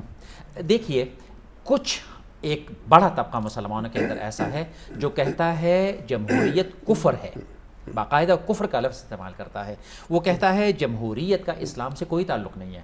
ہمارے یہاں آپ جانتے ہیں کہ بہت سے لوگ پاکستان کے اندر، اسی طریقے سے الجزائر، اسی طریقے سے مصر، اسی طریقے سے بے شمار دوسرے لوگ، آپ چاہیں تو میں نام لے دوں لیکن سب لوگ جانتے ہیں کہ جو کہتے ہیں یورپ وغیرہ میں گروپس ہیں، یورپ وغیرہ میں ایسے گروپس ہیں۔ آپ کا اس کے متعلق کیا نقطہ نظر ہے؟ اس لیے کہ جب آپ کہتے ہیں کہ یہ راہ حل ہے تو اس کا مطلب ہے کہ پھر یہ کفر تو نہیں ہوا؟ یہ میں عرض کرتا ہوں، اصل یہ ہے کہ جس طرح ڈاکٹر صاحب نے ایک چھوٹی سی بات کی ہے، میں اس کی طرف لے جاؤں تو یہ بات ساری حل ہو جاتی ہے۔ اصل میں جمہوریت اور سیکولرزم 2 جدا چیزیں ہیں، ہم ان کو آپس میں بالکل ایک دوسرے کا بالکل ساتھی سمجھ لیتے ہیں اور لازم ملزوم سمجھ لیتے ہیں۔ بھئی جمہوریت ہوگی تو سیکولرزم اور لامذہبیت بھی ہوگی، یا سیکولرزم ہوگا یا لامذہبیت، 2 علیحدہ چیزیں البتہ، اور اگر سیکولرزم ہوگا تو وہاں جمہوریت ہوگی۔ اسلام میں جمہوریت کی گنجائش نہیں ہے اور جمہوریت میں اسلام کی کوئی گنجائش نہیں ہے۔ حالانکہ اگر ہم خود یہاں جو دنیا میں اور جگہوں پہ جمہوریت موجود ہے وہاں کو دیکھتے ہیں تو وہاں بھی یہ ہے کہ کچھ بنیادی اصول طے کر دیے جاتے ہیں، ان بنیادی اصولوں کے تحت رہتے ہوئے ایک حد و حدود کے اندر تمام اس معاشرے کے اندر منتخب لوگوں کو اختیار دے دیا جاتا ہے کہ وہ اس کے تحت رہ کر کے اپنے امور کو چلائیں۔ یعنی وہ بالکل مادر پہ آزاد نہیں ہوتے، ان کے اوپر اسلام بھی یہی حدود کہتا ہے، لگی ہوتی ہیں۔ اسلام کے اندر بھی یہی ہے کہ ہم قرآن اور سنت کے تحت رہتے ہوئے پیغمبر اسلام صلی اللہ علیہ وسلم نے جو ہمارے لیے اصول وضع کر دیے ہیں قرآن کے ذریعہ اور اپنی سیرت طیبہ کے ذریعہ جو اصول وضع کر دیے گئے ہیں، ان اصولوں کے تحت رہتے ہوئے اگر ہم عوام کو بھی اس مشاورت میں شامل کر لیں اور شامل کرنے کے بعد ان اصول کے مطابق عمل کرتے ہوئے اگر اس کو آگے بڑھائیں تو یہ ایک حل ہے اور اس میں کوئی قباحت نہیں ہے، اور اس کو ہمارے اسلاف نے قبول بھی کیا ہے اس کو۔ بالکل ٹھیک۔ یہ کہا جاتا ہے کہ دنیا کی بڑی سے بڑی جمہوریت میں بھی عوام کی اکثریت ووٹنگ میں حصہ نہیں لیتی، تو پھر الیکشن لڑنے والے تو گویا عوام سے نہ ہوئے، پھر اس دعوے کی کیا حقیقت ہے کہ democracy is government of the people, by the people, for the people? Professor Mahdi Hasan صاحب، اب پتہ نہیں آپ نے یہ آف، بائی اینڈ فار کے سپیلنگ کون سے کیے ہیں، کیونکہ ہمارے ہاں جو سپیلنگ رائج رہے ہیں وہ B U Y buy, O double F off, اچھا اور ایف اے آر فار۔ بالکل ٹھیک، بالکل صحیح، یعنی یہ بھی ایک ڈیفینیشن ہے کہ جو پاکستان کے اندر رائج الوقت ہے۔ بات یہ ہے، دیکھیے کہ میں نے شروع میں یہ کہا تھا کہ یہ کوئی اللہ تعالیٰ کا دیا ہوا ڈیوائن نظام نہیں ہے، یہ ایک گریجولی ایمرج کیا ہے 350 سال میں، اور یہ ایک انڈسٹریل ریولوشن کی وجہ سے جو نئی سوسائٹی ایک وجود میں آئی تھی، جس کا دار و مدار انسان کی اہلیت پہ تھا بجائے قدرت کی فورسز کے۔ جب تک زراعت کی رہی سوسائٹی، فیوڈلزم رہا، وہ قدرت کی فورسز پہ ڈیپینڈنٹ تھے کہ بارش ہو جائے گی، فصل اچھی ہوگی، زمین کی کوالٹی اچھی ہوگی، دریا میں پانی ہوگا، پانی آ جائے گا۔ لیکن انڈسٹریل سوسائٹی جو ہے وہ انسان کی ایکسپرٹیز کی بنیاد پہ جب قائم ہوئی تو اس کے پاس بارگیننگ پاور زیادہ تھی، اس انسان کے پاس جو زیادہ ایکسپرٹ تھے، جو ٹرینڈ تھے، جو پڑھے لکھے تھے، انہوں نے بادشاہوں کے اور چرچ کے اختیارات کو چیلنج کیا۔ میں چرچ کا لفظ اس لیے استعمال کر رہا ہوں کہ یہ سلسلہ یورپ میں کیونکہ پیدا ہوا تھا، تو وہاں چرچ بہت پاورفل تھا اور بادشاہوں کے ساتھ ان کا کمپرومائز ہوتا تھا۔ اور یہ بھی ہم شاید ایکسپلین کر دیں کہ چرچ اور مسیحیت یہ دونوں ضروری نہیں ہے کہ ہر جگہ آپس میں جی بالکل بالکل۔ تو میں یہ کہہ رہا تھا کہ یہ نظام کیونکہ مستقل تبدیل ہو رہا ہے، مجھے آپ کے اس کرٹیسزم سے پورا اتفاق ہے، اور یہ ہم نے نہیں کرتے، بہت جگہ یہ کرٹیسزم کیا جاتا ہے اور اس پہ کوشش ہو رہی ہے کہ اس کو ختم کرنے کی کوشش کی جائے۔ بالکل ٹھیک۔ تو اس میں تبدیلی کی گنجائش موجود ہے کیونکہ یہ نظام ہمیشہ سے تبدیل ہوتا آیا ہے۔ مفتی صاحب، ہمارے یہاں کوئی مانے یا نہ مانے، لیکن مذہبی فرقوں اور گروہوں اور مکاتب فکر میں آپس میں ایک عدم برداشت کا رویہ ہے۔ لوگ کہتے ہیں کھاد ہے، را ہے، CIA ہے، فلاں ہے فلاں ہے، آخر میں جب بات کھلتی ہے تو معلوم ہوتا ہے کہ ایک گروہ نے دوسرے گروہ کے افراد کو مارا ہے، ان کے مساجد میں سب کچھ کیا ہے، خودکش حملے کیے ہیں، عدم برداشت کا ایک رویہ ہے، ایک دوسرے کے اوپر کفر کے فتوے ہیں۔ کیا خیال ہے آپ کا؟ کیا اس رویے کی بنیادی وجہ ہماری سوسائٹی میں جمہوری اقدار کا نہ ہونا؟ میں اس کا ڈائریکٹ جواب دینے سے پہلے ایک جو زیر بحث مسئلہ عرض کر دوں اس پروگرام کے توسط سے جو ناظرین ہیں، کہ یہ جو خوف مسلط کر دیا جاتا ہے کہ اگر اسلامک جمہوریت ہوگی تو قید کر دیا جائے گا جمہور کو، ایسا نہیں ہے۔ محرمات کا دائرہ تو بہت محدود ہے، مباحات کا دائرہ بہت وسیع ہے، اور نمائندوں کا کام ہے کہ لوگوں کو ان کے حقوق ڈیلیور کرے۔ اس کے راستے میں مذہب رکاوٹ نہیں ہے، بلکہ مذہب تو مطالبہ کرتا ہے کہ ایسا کرو، اور ایسا نہ کرنے والے وہ جمہوریت کے بھی قاتل ہیں اور مذہب کے بھی دشمن ہیں۔ باقی آپ نے جو فرمایا ہے، بات یہ ہے کہ ہمارے ہاں کچھ عرصے سے بطور خاص ایسا ہوا کہ بجائے اس کے کہ ڈائلاگ، مکالمہ، دلیل، استدلال سے اپنی بات کو پیش کیا جائے، حق کا معیار جو ہے وہ طاقت کو بنا دیا گیا۔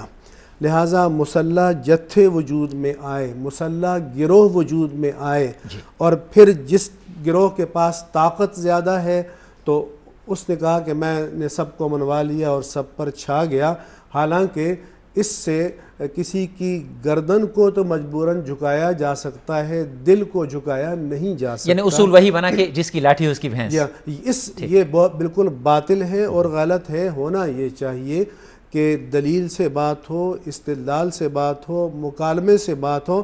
میں تو کہتا ہوں کہ شریعت بھی دلیل کی مانو، بندوق کی شریعت ماننے کا کلچر اگر آپ قبول کریں گے تو پھر یہ کلچر آگے بڑھتا چلا جائے گا. مفتی صاحب کاش ایسا ہو جائے.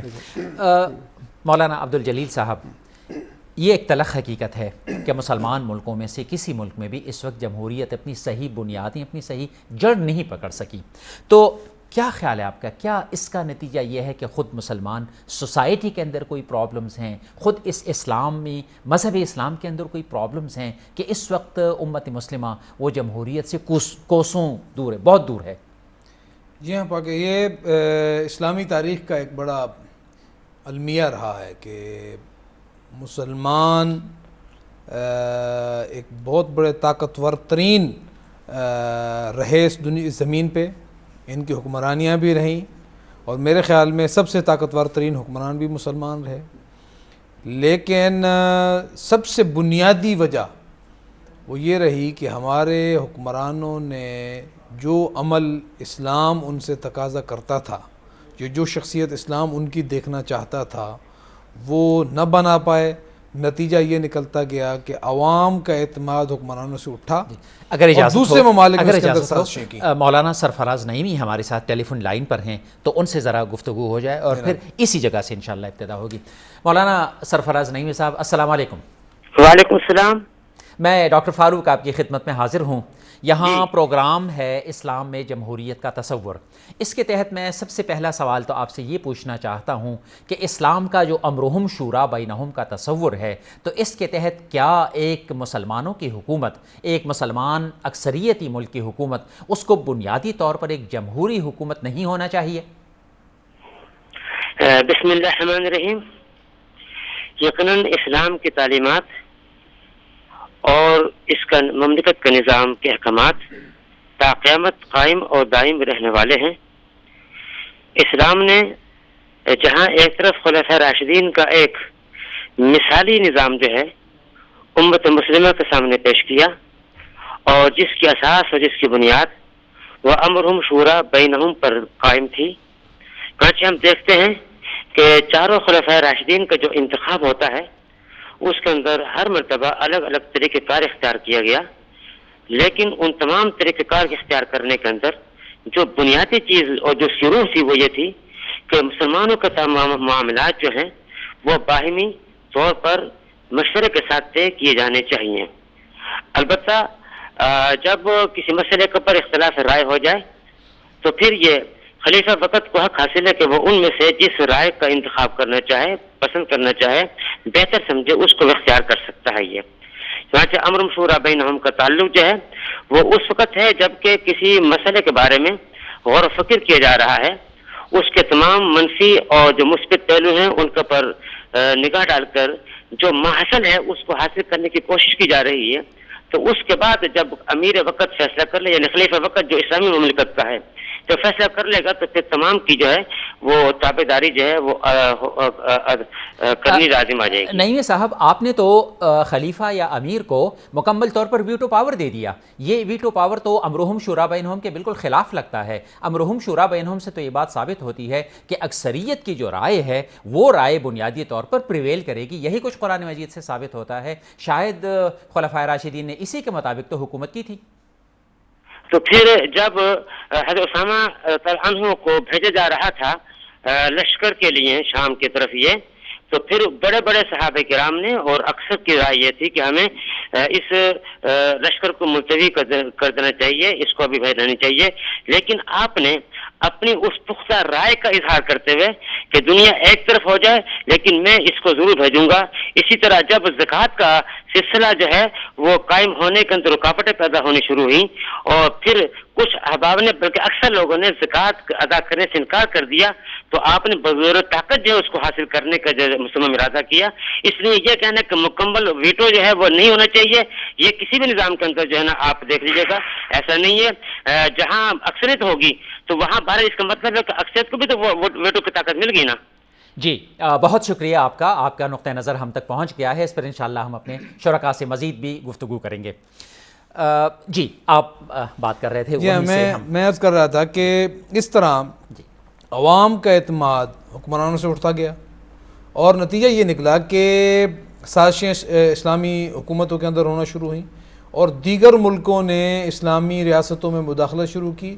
وہ وقت ہے اور آج کا وقت ہے کہ اسلامی دنیا دوبارہ اپنا تشخص قائم نہیں رکھ سکی. اچھا. اسلامی قومیں اپنا تشخص قائم نہیں رکھ سکیں, اپنے اصول قائم نہیں رکھ سکیں. آج تو متاسفانہ ہم بحث تو کر رہے ہیں اس موضوع پہ, بڑا افسوس سے کہتے ہیں ہم بحث کر رہے ہیں کہ اسلامی جمہوریت ہے یا نہیں ہے, اسلامی جمہوری نظریہ ہے یا نہیں ہے, لیکن حقیقت دیکھا جائے تو ہمیں بحث تو یہ کرنی چاہیے کہ اسلامی ملکوں میں بھی جمہوریت ہے یا نہیں ہے. کہیں بھی جمہوریت نہیں ہے, اس وجہ سے کہ عوام کا اعتماد حکمرانوں پہ نہیں رہا کبھی بھی. حکمران اپنے اعتماد عوام میں قائم رکھ نہیں سکے اور ہمیشہ دوسروں کی سازشوں کا نتیجہ یہ ہوتا رہا ہے اور اسلامی حکومتیں ان کے تحت چلتی رہی ہیں اور ان کے تحت اسلامی ممالک میں مختلف. میں تو ایک چھوٹی سی بات کروں گا, وہ یہ کہ دوسروں کی سازشوں کی دہائی دینے کے بجائے ہم یہ کیوں نہ کہیں یہ ہماری کمزوری ہے. کمزوری. مہدی حسن صاحب, میں آپ کی طرف آتا ہوں. کہا جاتا ہے کہ پاکستان کے عوام کی اکثریت ان پڑھ ہے اور تعلیم یافتہ نہیں ہے, تو ان سے کیسے یہ توقع کی جا سکتی ہے کہ وہ صحیح شعور کے ساتھ اپنے نمائندوں کا انتخاب کریں گے؟ کیا خیال ہے آپ کا اس دلیل کے بارے میں؟ ان پڑھ جی ہونا اور چیز ہے جی, اور جاہل ہونا اور چیز. اچھا. پاکستان کی اکثریت ان پڑھ ضرور ہے جی, لیکن جس حوالے سے ہم جمہوریت چاہتے ہیں یا اس کا مطالبہ کرتے ہیں, ان کو یہ بہت اچھی طرح معلوم ہے کہ ان کے مسائل کیا ہیں اور ان مسائل کو کس پروگرام سے حل کیا جا سکتا ہے, کون سا پروگرام ان مسائل کو حل کرنے کے لیے مناسب ہے. 1946 میں اس سے بھی زیادہ ان پڑھ تھے, پرسنٹیج بہت ہی کم تھی. مسلم لٹریسی پرسنٹیج 5% سے زیادہ نہیں تھی 1946 میں. انہوں نے صحیح فیصلہ کیا اس الیکشن میں اور جو فیصلہ پاکستان بننے کے اس پہ منتج ہوا. دنیا میں ورلڈ آرڈر جو ہے وہ جمہوریت کا ہے, خواہ آپ اس کو مغربی جمہوریت کہیں یا آپ اس کو مسلمانوں کی جمہوریت کہیں یا شورا کہیں, لیکن جو 54-56 مسلمان ملک ہیں اس میں ایک جمہوریت کا کیا عالم ہے, اس کا اندازہ آپ اس بات سے لگا سکتے ہیں کہ سب سے زیادہ جمہوریت جو ہے مسلمان ملکوں میں وہ پاکستان اور ٹرکی میں نظر آتی ہے یا بنگلہ دیش میں آپ دیکھ لیجئے. اور یہ تینوں ملک وہ ہیں جن کا انگریزوں اگر میں ادب کے ساتھ آپ کی اس بات سے اختلاف کروں اور یہ کہوں کہ سب سے زیادہ جمہوریت میرے خیال میں ملیشیا اور انڈونیشیا میں ہے, تو آپ کیا اس بارے میں؟ نہیں, میرا خیال یہ ہے کہ دیکھیے انڈونیشیا میں ہمارے ہاں تو 34 سال میں 4 ڈکٹیٹروں نے حکومت کی فوج کے. نہیں, اب کی بات کر رہا ہوں. ان کے ہاں ایک ہی ڈکٹیٹر جو ہے وہ 36 سال تک قائم رہا, لیکن پچھلے 10 برس سے تو جمہوریت موجود ہے اچھی طرح. تو میں یہ سمجھتا ہوں دیکھیے کہ اصل خرابی اس میں ہے کہ ہمارے یہاں مسلمان ملکوں میں, مسلمان معاشروں میں زمانے کا ساتھ دینے میں کچھ ہچکچاہٹ ہوتی ہے ہمیں کہ جو ریکوائرمنٹ ہے زمانے کی اس کو ہم محسوس نہیں کرتے یا اس سے ڈرتے ہیں. ٹھیک. دوسری بات یہ ہے کہ آپ مغربی جمہوریت کے جو اصول ہیں ان کو بھی اگر اپنا لیں تو اس سے اگر 94% یا 93% مسلمان ہوں گے کسی ملک میں پاکستان کی طرح, تو اس سے ان کے دین کو یا ان کے عقائد کو کوئی نقصان پہنچنے کا احتمال نہیں ہے. نقوی صاحب, ایک تلخ سا سوال, وہ یہ کہ ہمارے یہاں کی جو دینی سیاسی جماعتیں ہیں ان کے اندر بھی تو ہمیں کوئی جمہوریت کوئی زیادہ نظر نہیں آتی, جو سب کا حال ہے وہی ان کا حال ہے. اس پر آپ کا کیا تبصرہ ہے؟ جی ہاں, دینی جماعتیں کچھ باتیں ظاہر ہے تو اس پاکستان کے معاشرے کا حصہ ہیں اور پاکستان میں بہت زیادہ ہیں باقی دنیا کے مقابلے میں. خود جمہوریت کی بات ابھی ڈاکٹر صاحب فرما رہے تھے کہ جمہوریت پاکستان میں اور بنگلہ دیش میں ہے اور ترکی میں ہے. میرے خیال میں ایران میں اس سے زیادہ بہتر جمہوریت ہمارے ہاں موجود ہے.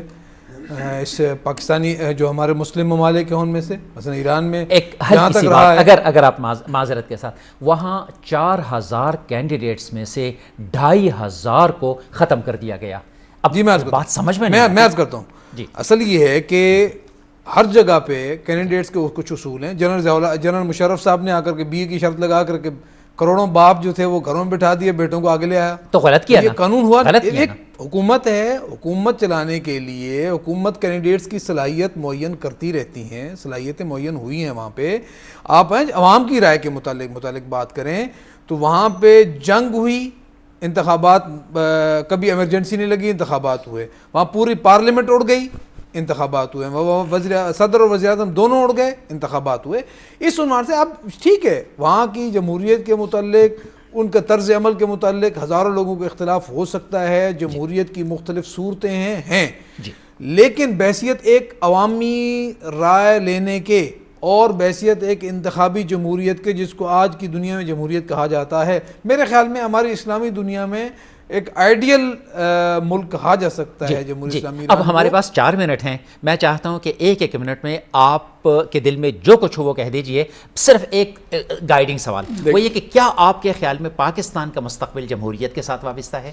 جی میں یہ سمجھتا ہوں کہ پاکستان کیونکہ جمہوریت کی پیداوار ہے, اس لیے پاکستان بغیر جمہوریت کے قائم نہیں رہ سکتا. صحیح.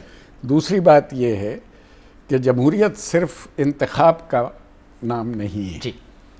جمہوریت کے لیے جو 4 چیزیں ضروری ہیں اس میں رول آف لا ہے, اس میں اکاؤنٹیبلٹی ہے, اس میں ٹرانسپیرنسی ہے, اور ٹرانسپیرنسی کے بغیر اکاؤنٹیبلٹی نہیں ہو سکتی, اور اس میں جو ایکوالٹی ہے, ایکول اپرچونٹیز فار آل, بالکل صحیح, وہ ضروری ہے. اور جس نظام میں بھی ان 4 چیزوں میں سے کوئی چیز مسنگ ہوگی یا اس کے خلاف ورزی کی جائے گی تو میں یہ سمجھوں گا کہ جمہوریت جو ہے وہاں مکمل طور پہ جمہوری روح نافذ نہیں. مفتی صاحب, قرآن و سنت کی حدود کے اندر رہتے ہوئے یقیناً پاکستان کا مستقبل جمہوریت کے ساتھ بہتر رہے گا, اور یہ جمہوریت بھی جمہوریت راشدہ کی طرف سفر ہونا چاہیے.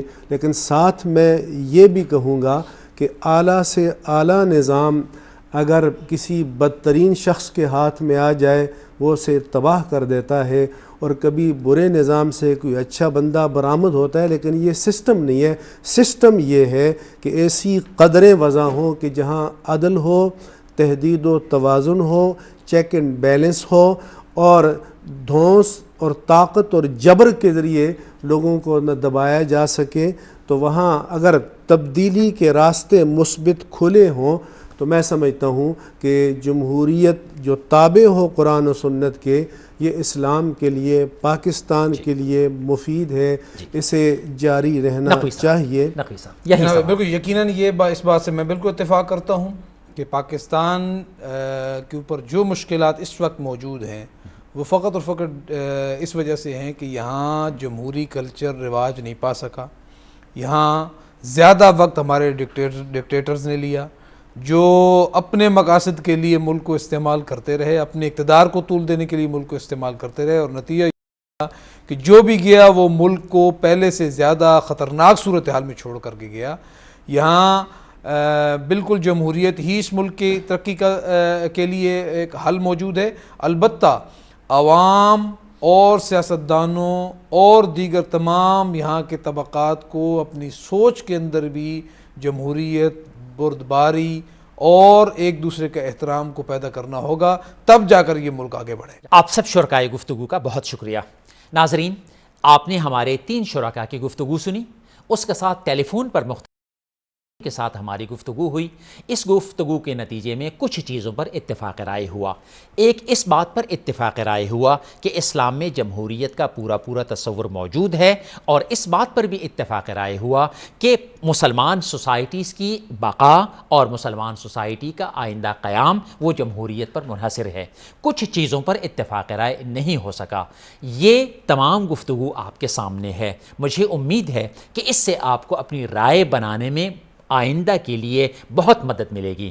اس گفتگو کے ساتھ اور شرکاء کا شکریہ ادا کرنے کے ساتھ میں آپ سے اجازت لیتا ہوں۔ بہت شکریہ۔ فی امان اللہ۔